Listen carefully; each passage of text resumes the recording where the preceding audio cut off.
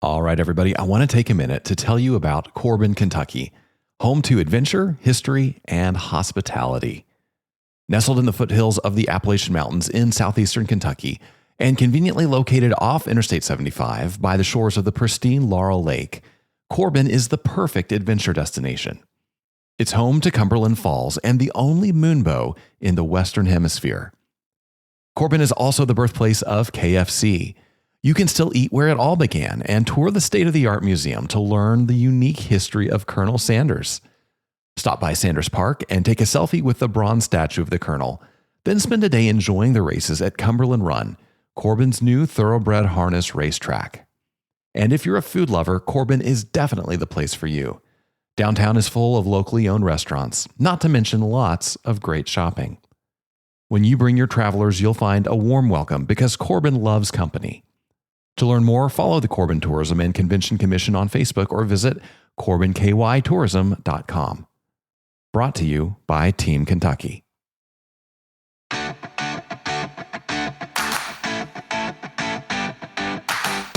Well, hey there, everybody. Welcome to Gather and Go, the podcast that helps you plan, promote, and lead better trips. I'm Brian Jewell. I am your host, and I am delighted that you've decided to spend some of your time with us today. And as always, our promise to you is that we're going to do everything we can to make that investment of your time worth your while. Now, today, we're going to do something a little bit different than our normal news and interview format. Earlier this year, back in March, I had the opportunity to give a keynote address at the Southeast Tourism Society's Domestic Showcase event in Little Rock. That is one of my favorite events of the year. I always enjoy getting to spend time with friends from all throughout the Southeast. And this was a great opportunity for me to share some breaking new research and some thoughts that I had around what that research told us about what is going on inside the minds of today's travelers. So I worked on it for months, put together a brand new keynote presentation called Untapped, Travel's Hidden Power to Solve People's Deepest Problems. And loved sharing that with the audience there at Domestic Showcase and got so much great feedback on that presentation that I decided to share it with you here on the podcast as well. And I've got to be honest with you, I am more excited about this content than perhaps any other presentation I have ever given. I think this content is really, really informative. I think it is really, really helpful. I think it's really, really meaningful and could really, really impact the way you see your work in the tourism industry, no matter what that work looks like. And I think it's going to really inspire you to do things that make a difference in the lives of your travelers and your community and the society we live in. So without any further ado, here is my keynote, Untapped, from Southeast Tourism Society's Domestic Showcase.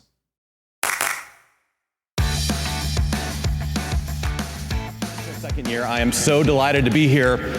Let's get right to it. I got a simple question for you that I think everybody can answer. Here's the question. Do you know this woman? Does anybody know her name? Does anybody recognize her face? Nobody knows this woman? I'm actually glad that none of you know this woman. In fact, I hope none of you are related to this woman, because I'm about to say some terrible things about her. Her name is Agnes Callard, and she's a professor of philosophy at the University of Chicago. Now, her career as a philosopher has been rather successful, but unfortunately, her personal life is a bit of a different story. And this is a story she's actually talked a lot about and written about in the media. And to condense it, essentially what has happened with Agnes Callard is somewhere around 12 or 15 years ago, she was happily married, she had 2 kids, life was going great. And then all of a sudden, she accidentally fell in love with one of her students, which you are not supposed to do if you're a professor. But she fell in love with one of her students, so she divorced her husband and moved out of her family home and married the student and started a new family with him. They had another son. A couple years later, though, she decided that although she loved her new husband, she misses her old husband. And so somehow she convinced her new husband and new son to move with her back into the home where her old husband and other kids live. And so now she lives with her ex-husband and her current husband. But that's not all. Because after a couple years of this arrangement, I guess Agnes just had too much love to give for two men to take. And so she somehow convinced her new husband to let her stay married to him and yet see other people romantically. So if you're trying to keep up, she has an ex-husband that she lives with and a current husband that she lives with, and who knows how many boys on the side. So what does any of this have to do with travel?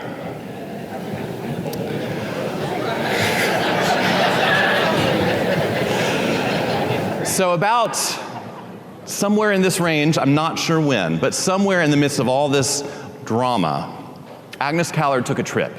She went to Abu Dhabi.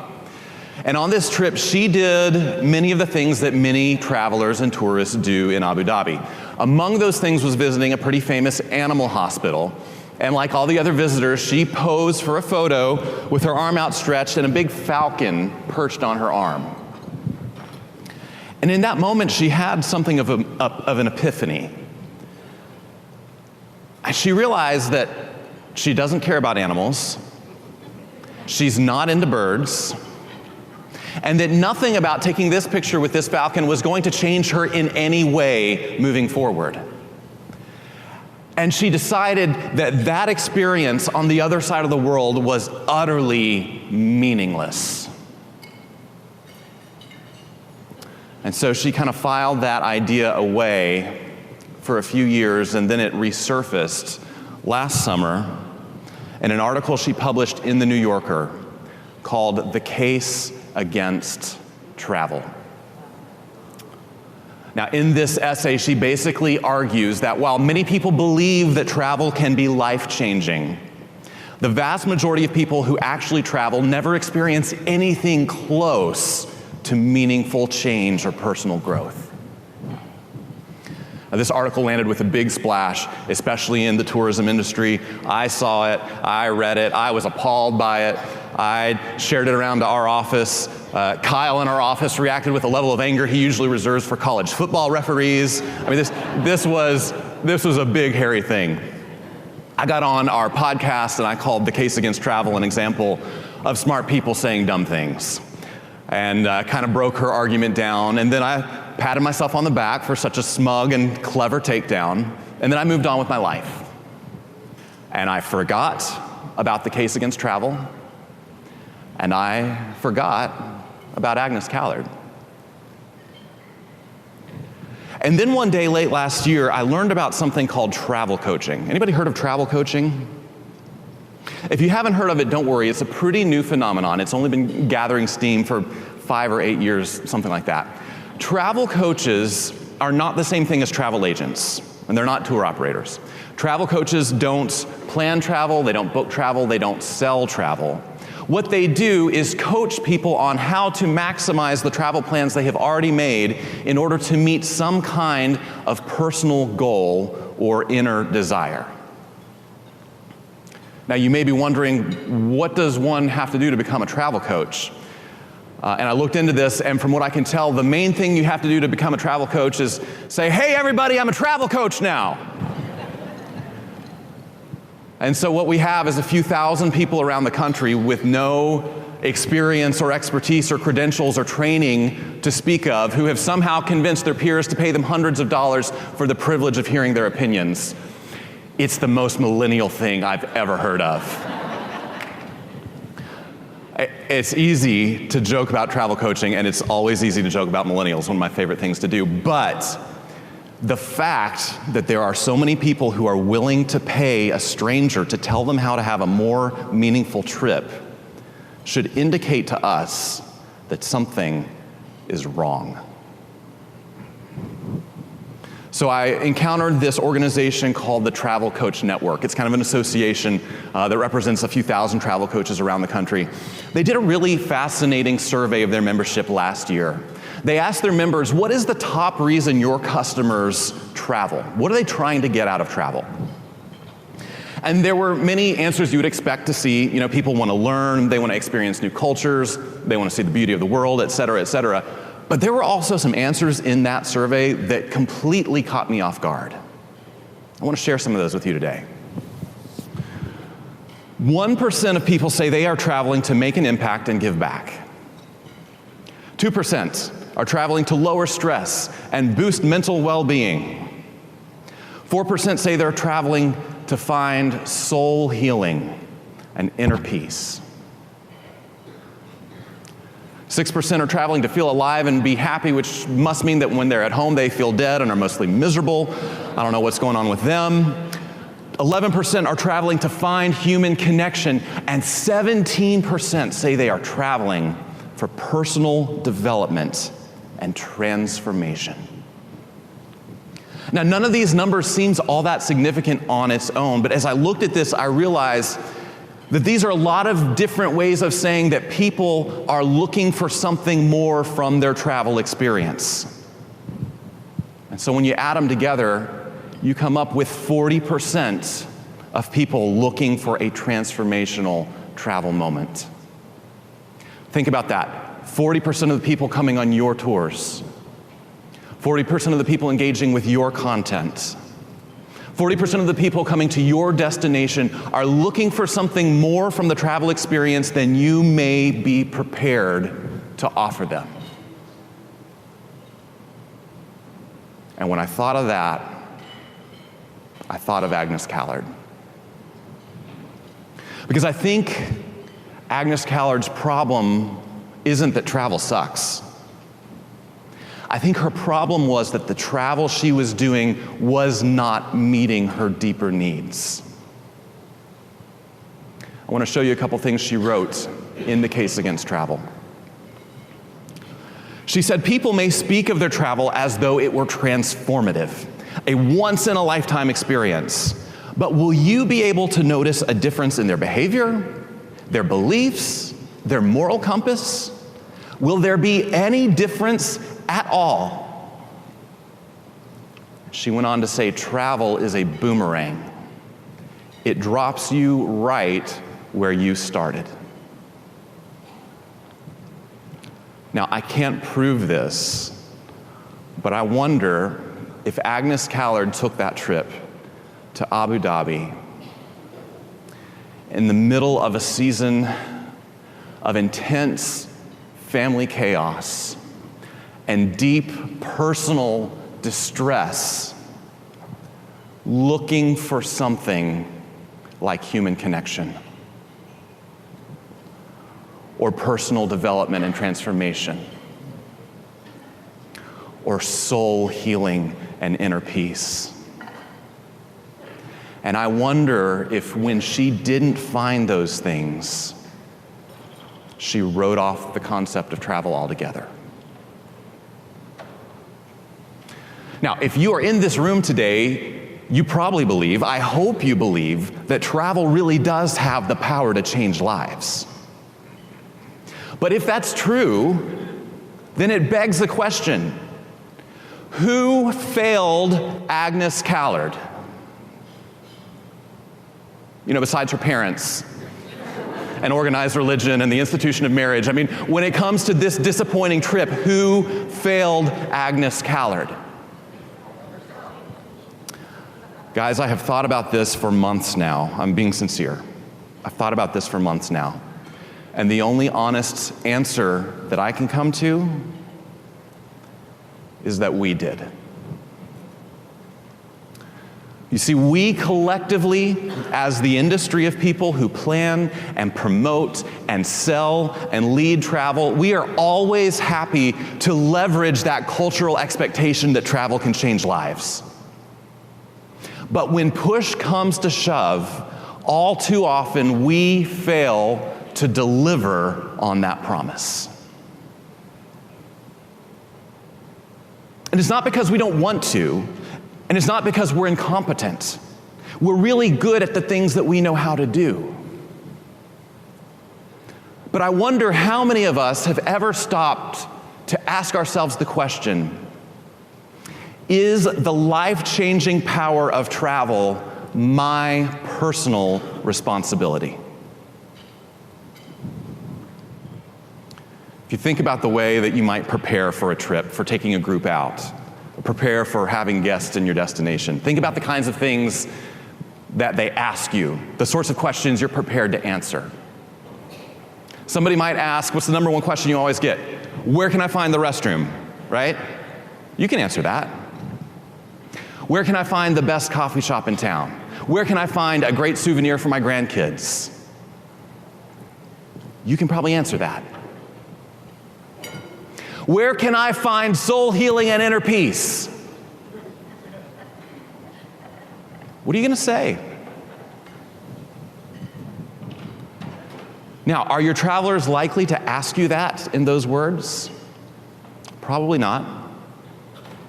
But the data are telling us that people are coming to our industry with those kinds of questions and those kinds of needs. And if we are not able to answer those questions and meet those needs, we are failing them the way we failed Agnes Callard.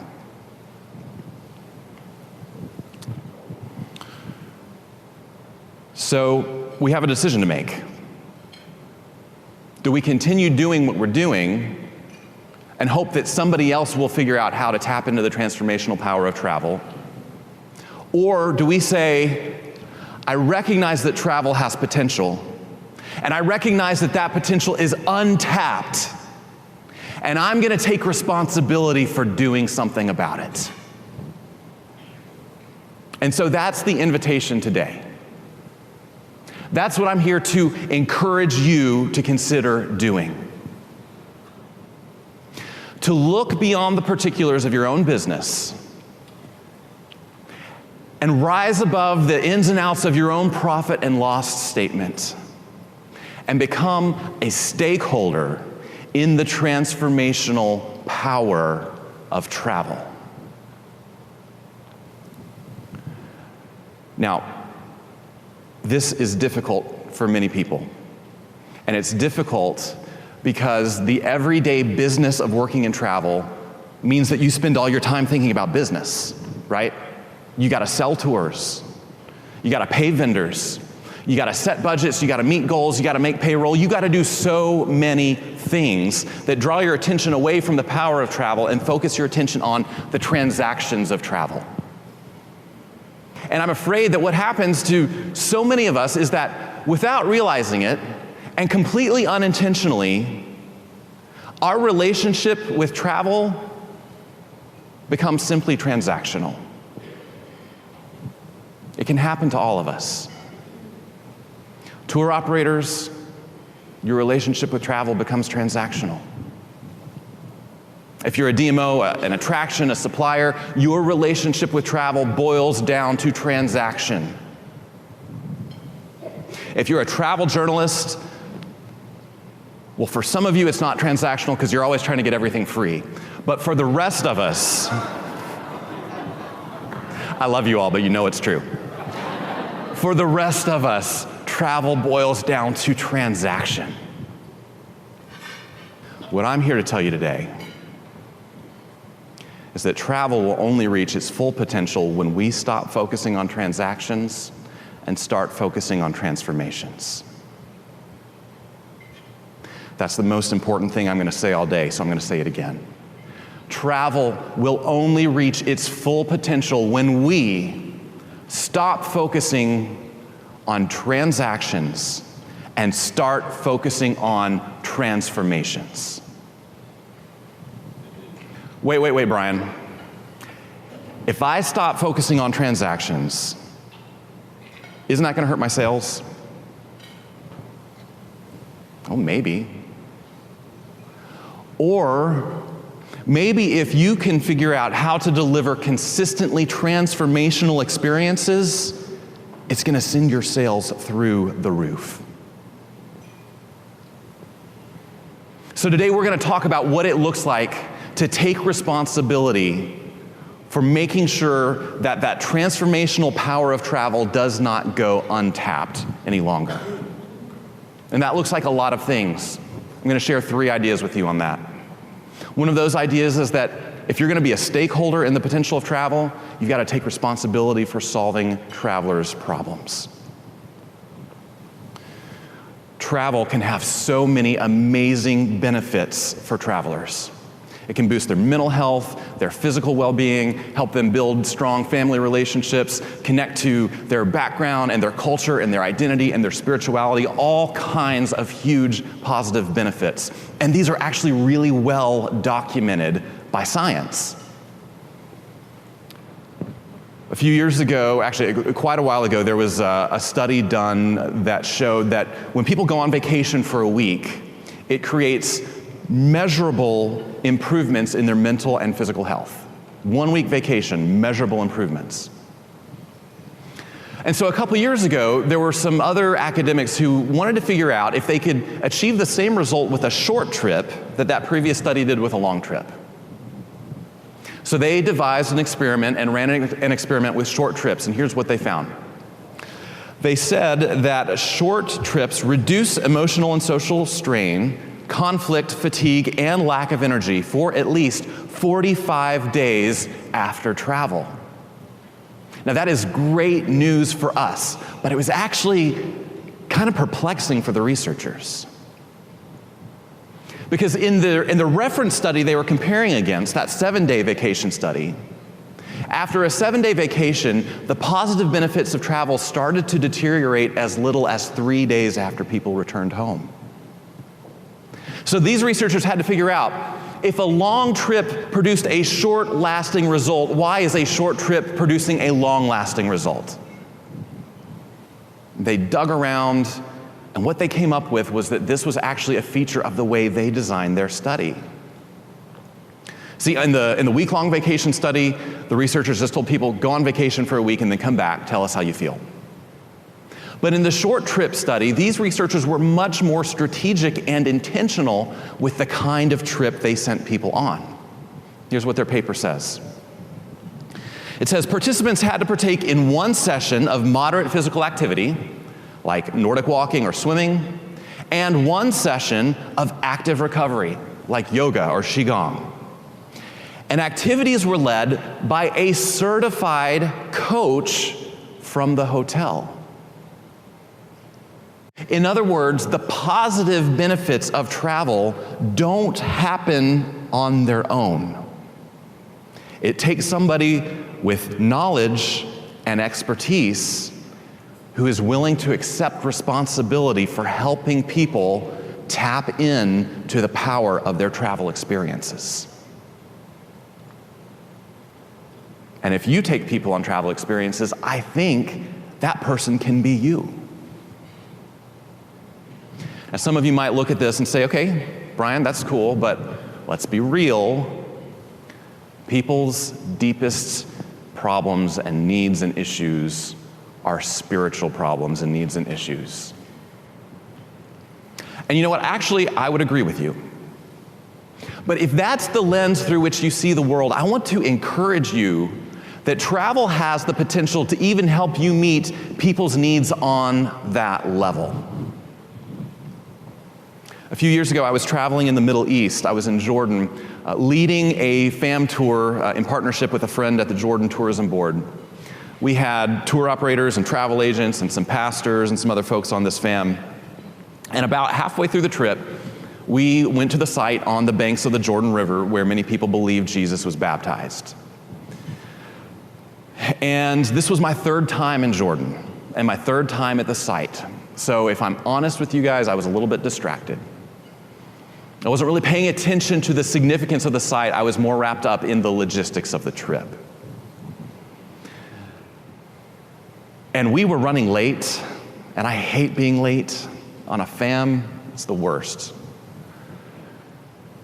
But what I didn't know was that some people in our group had hoped to get baptized in that muddy river that day when we visited.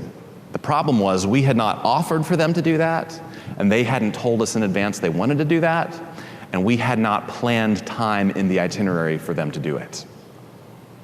So as we were wrapping up the guided visit, people started saying, well, hey, when are we going to get baptized? And I had to look at them and say, oh, folks, I'm so sorry. We didn't know you wanted to do that. and we didn't plan time for it, and we're running late, so I'm afraid we can't have the baptisms today. I'm so sorry. And this pastor in the group kind of pulled me aside, and in this very friendly pastoral way, he said, "You know, Brian, I think there's some people in our group that traveled halfway around the world just to get baptized in this river. And I think we can be late for something else. I think it'll be okay." So I looked at my friend from the tourism board, and she shrugged her shoulders, and we said, "All right, we'll do it." So we sent them off to change clothes and start getting in the river and baptizing each other. And meanwhile, my friend and I went over to some benches a few yards away, and we just started doing the kinds of things that FAM leaders do. You know, we were looking at our phones, and we were adjusting the itinerary, and we were gossiping about who was being a pain in the rear.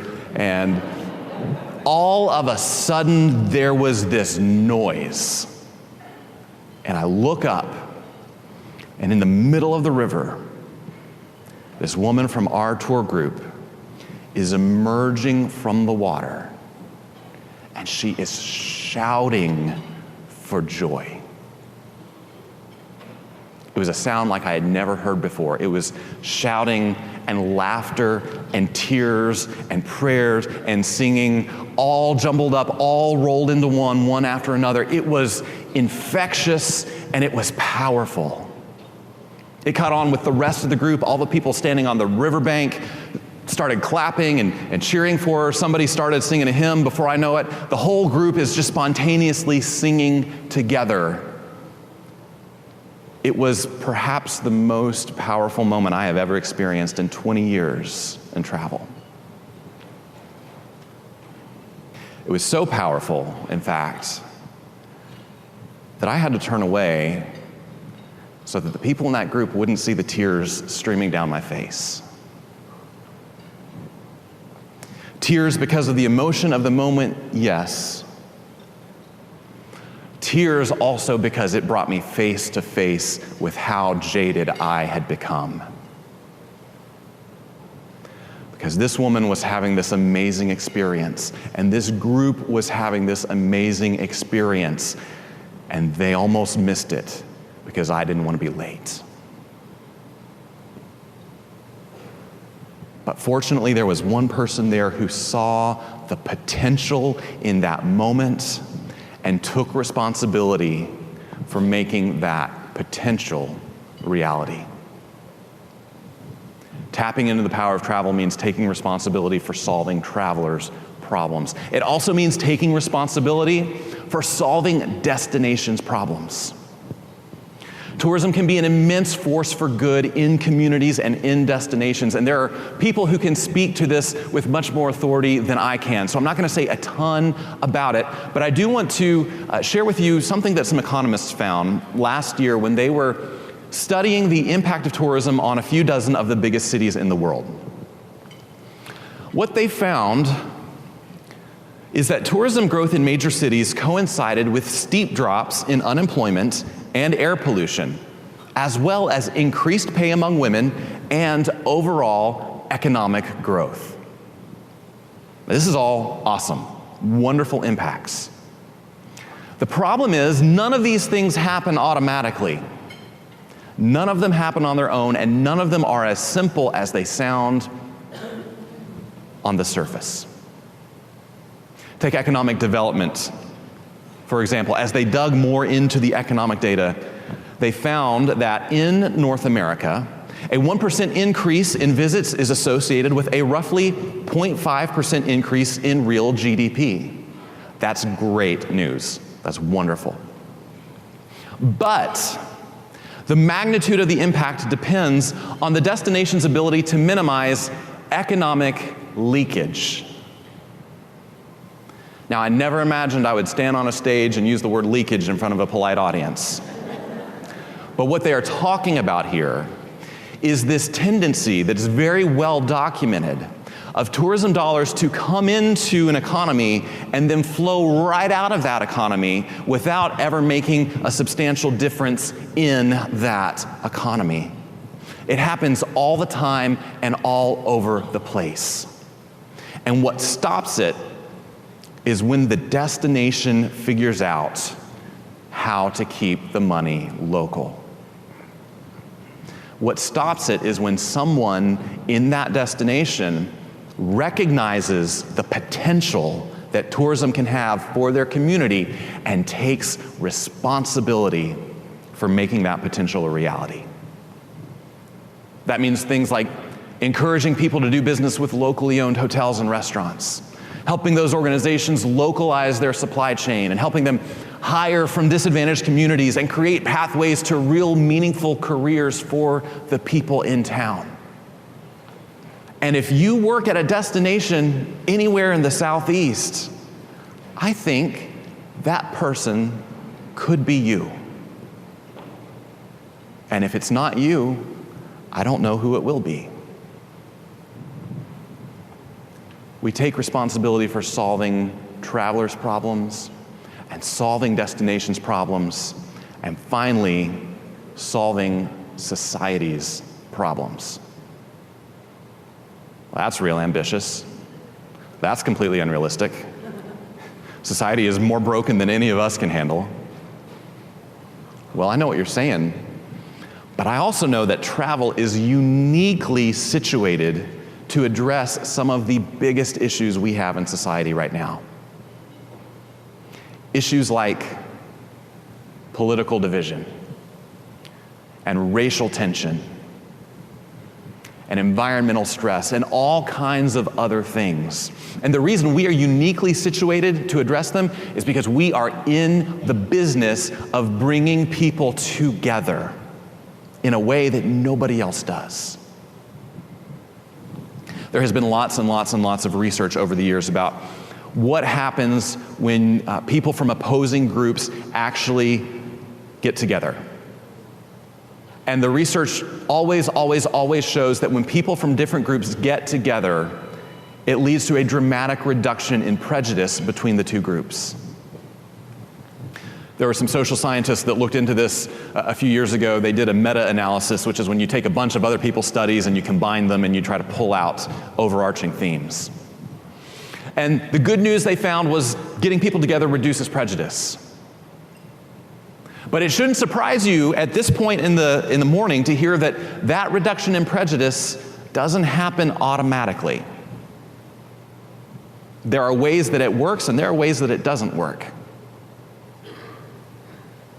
One of the things they found that doesn't work is knowledge. That's a surprise, right? They found simply knowing more about an outgroup does not have a major effect on reducing prejudice. Knowledge and empathy are generally unrelated. A simpler way to say this might be, you can't use head knowledge to create heart change. And what that means for us in tourism is we can't have the kind of impact we want to have on our travelers, let alone our communities, our societies. We can't have that impact just by taking people to a museum that deals with a difficult topic. Because that museum exhibit is not going to change their heart. And we can't change hearts by just talking about a disadvantaged group as we drive by on the highway near where they live. It doesn't work. What does work, they found, is contact. Contact eases cross-group anxiety, and this allows a reduction in prejudice. And empathy and perspective taking also yield strong mediational effects. Now, this is kind of academic-y jargon, but what they're saying is if you really want to change people's hearts, you have to create opportunities for them to be together and interact together and learn about each other and see each other's shared humanity and take a few minutes to try to look at the world through each other's eyes. And we can have a powerful part in making that happen by doing things like getting conservatives and liberals together on the same trip, and taking people from red states to visit blue states, and taking people from blue states to visit red states, and making opportunities for black people and white people and Hispanic people and Asian people to spend time together, and gathering people from all kinds of ethnic and religious and worldview backgrounds in the same place and giving them a chance to discover that shared humanity. That's what makes a difference. There is a religious sect in the mountain northwest called the Hutterites. Anybody heard of Hutterites? A few people. Hutterites are strange people. Not quite Agnes Callard strange, but pretty strange. They are very similar to the Amish, except they embrace modern technology. But they live in these very small, very reclusive colonies. And one of the things that makes them unique is that although they live in individual family units, they all come together for every meal, the entire community. There's a big dining hall in the middle of the community and a bunch of tables and seats, and they split up. They put all the women on one side of the room and all the men on the other side of the room, and then they all organize themselves by age. So you're seated according to your age. Oldest woman, the next oldest, all the way down to the youngest girl. Same thing for men on the other side. So if you think about it, this means that if you are a Hutterite, you eat breakfast and lunch and dinner next to the same two people every day of your life. So if you think you're tired of your friends' old stories, just imagine how these guys feel. Now, a long time ago, probably like 17 or 18 years ago, I was on a tour with a tour operator and a bus full of customers in Montana. And I don't know how this tour operator did it, but somehow he got our group in to visit one of these very reclusive Hutterite colonies. And so the bus doors opened and we stepped off, and man, I was not feeling it. Because these people looked funny and sounded funny and dressed funny, and some of them smelled funny. And I thought, this is gonna be rough. And I'm sure they thought the same thing of us. But they began to show us around town, around their little commune. They took us to a workshop where they fabricate and manufacture some things. And as we were going through, one of the guys in the tour group kind of stopped and pointed to something in the corner, and he said, "Hey, is that a carbon tip drill press over there?" Now, it was a long time ago, and I know nothing about tools, so I made that name up. But this is a true story. "Is that a carbon tip drill press over there?" And the Hutterite guy said, "Yeah, that is a carbon tip drill press." And the tour group guy said, "I used one of those every day at the factory where I used to work." And the Hutterite guy said, "Well, come on over, let's take a look at it." And then before I knew it, there were half a dozen Hutterite guys and half a dozen tour group guys all huddled up in the corner talking shop. And then a few minutes later, they're showing us around one of the family homes, and one of the women in the tour group points to a piece of needlepoint on the wall and said, "Hey, did you make that with the double whip stitch technique?" Clearly, I know nothing about needlepoint. And the Hutterite woman says, "Yeah, I did make that with the double whip stitch. My grandmother taught me how to do it." And the tour group woman said, "My grandmother taught me the double whip stitch." And before you know it, there's half a dozen Hutterite women and half a dozen tour group women, all bonding together over the heritage crafts they learned from their grandmothers. And then they took us into the dining hall, and we all sat down and ate together, and I was really nervous, but the food turned out to be good, and I was so relieved. And I think they were relieved just to have somebody different to talk to during dinner for once in their lives. And by the time we finished eating, there was so much talking and laughing and handshaking and hugging going on between those two groups that we were about half an hour late getting away. Only this time I didn't care. Now, nobody in that tour group decided to join the Hutterite commune that day. And as far as I know, none of the Hutterites left their community and moved off to a big city somewhere. But in 2 hours, these two groups of people that did not understand each other and had a lot of suspicions about each other found their shared humanity and discovered that they had much more in common than they had different. And they even began to forge some bonds of friendship. And if our society doesn't need that right now, I don't know what it does need. Thank you. And that happened because one tour operator saw the potential in a moment and took responsibility for bringing that potential to life. Now, tapping into the untapped power of tourism is going to mean a lot of different things for different people in this room, depending on where you are situated in the industry. But whatever it means, I want to invite you, if you believe there is power that we haven't tapped yet, I want to invite you to take responsibility for doing something about it. And say, I'm not going to wait around for somebody else to figure this out. I'm going to jump in. I'm going to figure it out myself, and I might make some mistakes, but I'm going to keep going. Because I can see the potential of a future where travel changes lives. And I can see a future where there are no more disappointing trips. And there are no more jaded travelers. And there are no more Agnes Callards. Now, I promised you one simple thing you can do every day to become a better stakeholder in the power of travel. So here it is. It's just a question. We started with a question and we're going to end with a question. And that question that I want you to ask yourself every day is, why does this matter?